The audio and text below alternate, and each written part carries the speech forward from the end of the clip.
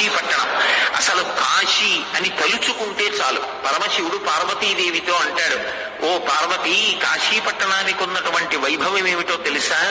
సుదతి, పాపములకు ఎదుర్చుక్క కాశీ. ఓ వెలది, ఉపపాతములకు విషము కాశీ. ఓ కళ్యాణి, కళ్యాణముల కాటపట్టు కాశీ. ఓ భామ, ముక్తికి పుట్టినిల్లు కాశీ.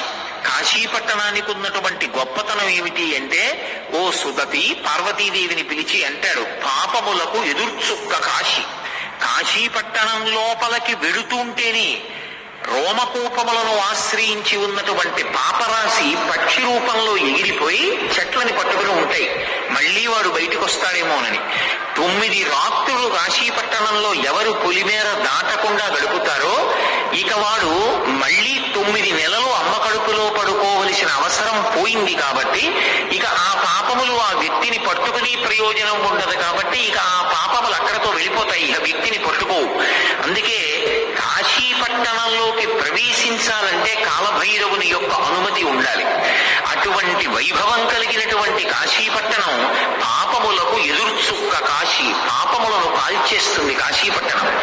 రెండవది, ఆ కాశీ పట్టణానికి ఉండేటటువంటి గొప్పతనం ఏమి అంటే, అది ఉపపాతములకు విషము కాశీ. పాతకములు అని పంచమహాపాతకాలు ఉంటాయి. పవిత్రమైన సభలో ఇప్పుడు ఆ పంచమహాపాతకాల గురించి మాట్లాడటం ఎందుకు? ఆ పంచమహాపాతకాలంత స్థాయి కాకపోయినా భయంకరమైన పాపాలు ఉంటాయి, ఉపపాతకాలు అంటారు.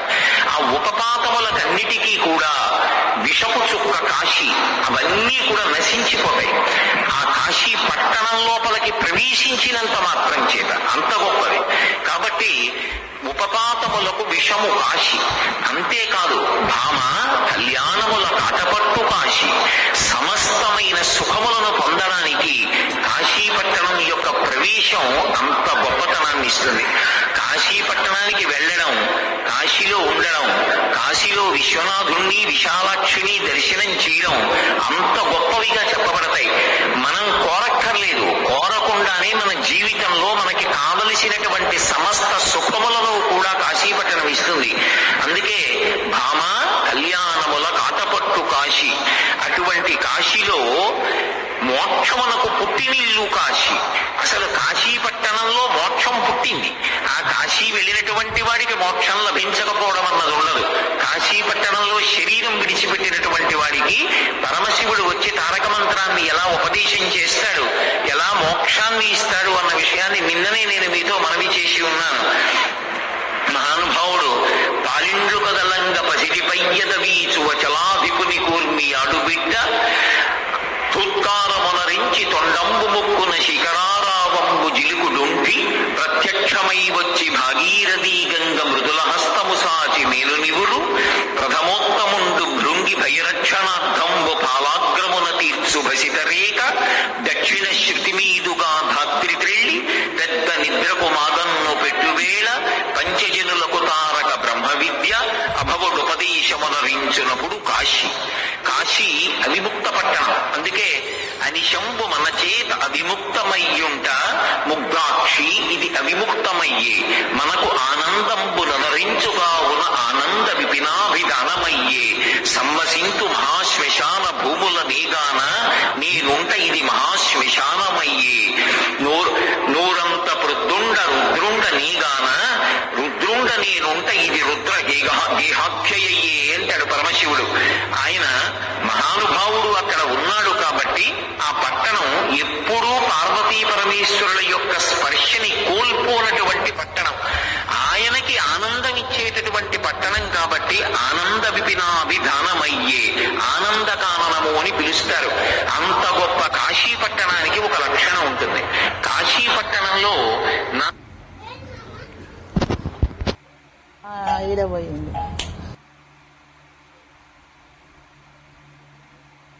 ఎక్కడ అడగరు. ఎందుకంటే కాశీ వెళ్ళి అడగడానికి కావలసినంత శక్తి మనకి లేదు. మనకేమొచ్చు అడగడం. అందుకే కాశీ వెళ్ళి కొబ్బరికాయ తెచ్చుకున్నాడు రా ముతక సామెత పుట్టింది. కాశీ వెళ్ళి కొబ్బరికాయ తెచ్చుకున్నాడు రా అని ఎందుకంటారంటే విశ్వనాథుడు మోక్షాన్ని ఇచ్చేస్తాడు. అక్కడ ఉపపాతకములు పాపములు కాల్చేస్తాడు. కళ్యాణముల కాటపట్టు ముక్తికి పుట్టినిల్లు విశ్వనాథుడు శ్రీ విశాలాక్షి అక్కడ వచ్చినటువంటి భక్తజనులను అలా అనుగ్రహిస్తూ ఉంటారు. అటువంటి కాశీ పట్టణానికి వెళ్లి విశ్వనాథుడి దగ్గర నిలబడి అడగమంటే మనకేం వచ్చి అడుగుతాం? మహా అయితే వచ్చే సంవత్సరం నాకు ప్రమోషన్ రావాలని అడగాలి. దిక్కుమాలిన ప్రమోషన్ ఎందుకు పనికొస్తుంది? 60 ఏళ్ళు వచ్చిన తర్వాత పేరు పక్క మాజీ ఎందుకు వచ్చింది? అది కాదు. ఆయనని ఏమడగాలో మనకి రాదు. ఆయన మనకి అన్ని ఇవ్వగలిగినటువంటి వాడు. అంత ఇవ్వగలిగినటువంటి పరాత్పరుడి దగ్గరికి వెళ్ళి మనం నోరు విప్పి అడగడం ఎందుకు? అందుకే కాశీ పట్టణంలో మోక్షం ఇస్తానన్నాడు. అక్కడికి వెళ్ళి కోరికలు కోరుకుంటే అది పరమేశ్వరునికి ఇష్టదాయకమైనదై ఉండదు. అక్కడ భోగాన్ని కోరకూడదు. కాశీపట్టణంలో భోగం కావాలి అనుకుంటే దక్షారామం వెళ్ళాలి. దక్షారామం పట్టణంలో సమస్త భోగములు లభిస్తాయి. అందుకే రాసనగర యందు మేడ మీద ఉంటాడు దక్షారామంలో ఉండేటటువంటి భీమనాథుడు. ఎంత భోగం అనుభవిస్తాడంటే ఏకాదశి నాడు రాత్రి అంతరాలయం తలుపులు వేసేస్తే నిశ్శబ్దంగా అర్ధరాత్రి దాటిన తర్వాత అమ్మవారు నిద్రలో ఉండగా అర్చకులు తలుపు తీసి చప్పుడు చెయ్యకుండా పరమశివుడి ఉత్సవమూర్తిని కింద వేశ్యవాడకి తీసుకొచ్చారంటారు. మాణిక్యాంబా దేవాలయానికి తీసుకొస్తారు. తీసుకొచ్చి తలుపులు వేసేసి తెల్లవారకుండా మళ్ళీ రాణివాసానికి తీసుకెళ్లిపోతారు. అంటే అక్కడ పరమశివుడు అనుభవించని భోగం ఉండదు, భక్తులకు ఇవ్వని భోగం ఉండదు.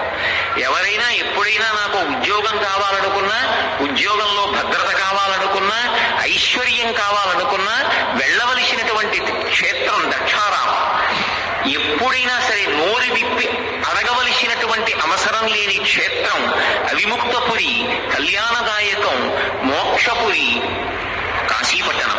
కాశీపట్టణంలో వ్యాసుడంతటి వాణ్ణి పరీక్షించాడు పరమేశ్వరుడు. ఆయనకి భిక్ష దొరకలేదు కొన్ని రోజుల పాటు.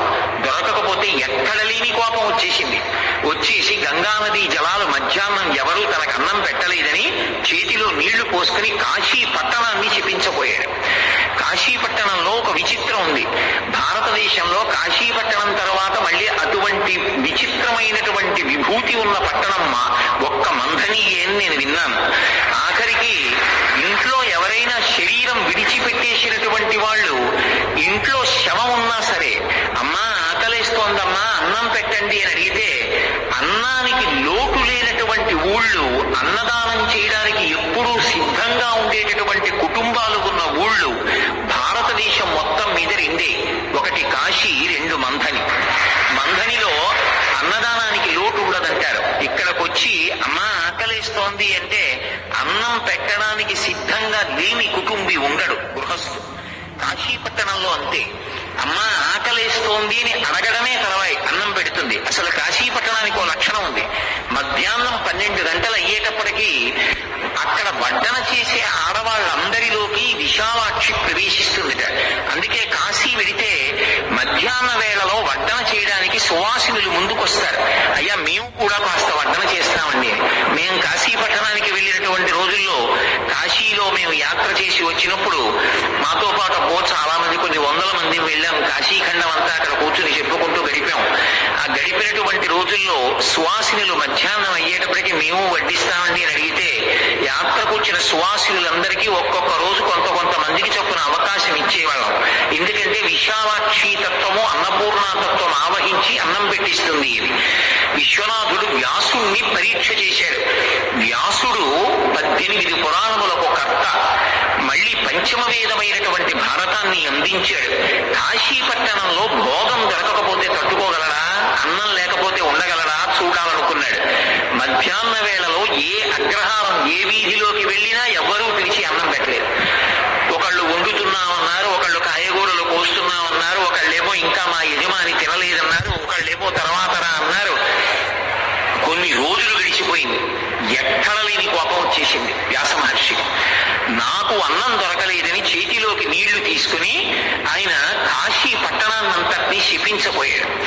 శపిస్తూ ధనము లేకుండెదరుగాక 3 తరములందు, 3 తరములు చెడుగాక మోక్షలక్ష్మి, విద్యయును 3 తరములు లేకుండుగాక కాశికా పట్టణము, పంచజనులకు కాశికా పట్టణమునా ఈ కాశీ పట్టణంలో వచ్చి ఉన్నటువంటి వాళ్ళకి 3 తరములు మోక్షం లభించకుండుగాక, కాశీ పట్టణానికి వచ్చిన వాళ్ళకి 3 తరాల ధనం లేకుండుగాక, కాశీ పట్టణానికి వచ్చిన వాళ్ళకి 3 తరాలు చదువు రాకుండుగాక అని కాశీని శపించపోయి చేతిలోకి నీళ్లు తీసుకున్నాడు.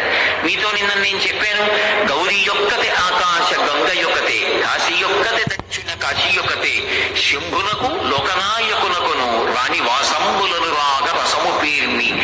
గౌరీదేవ్ అంటే పరమేశ్వరుడికి ఎంత ప్రీతో గంగానది అన్నా కాశీ అన్నా దక్షిణ కాశీ అన్నా ఆయనకంత ప్రీతి. అటువంటి కాశీ పట్టణాన్ని శపించబోతున్నాడు. శపించబోతుంటే చూసింది అన్నపూర్ణ శ్రీ విశాలాక్షి. వెళ్ళి ఆ బుద్ధిహీనుడికి అన్నం పెట్టు, కాశీని శపించబోతున్నాడన్నాడు పరమేశ్వరుడు. గబగబా బయటికి వచ్చింది. వచ్చి అబ్బో ఏమి పద్యరచన చేశాడో మహానుభావుడు. ఆవిడ ఇలా చెయ్యెత్తిందిట.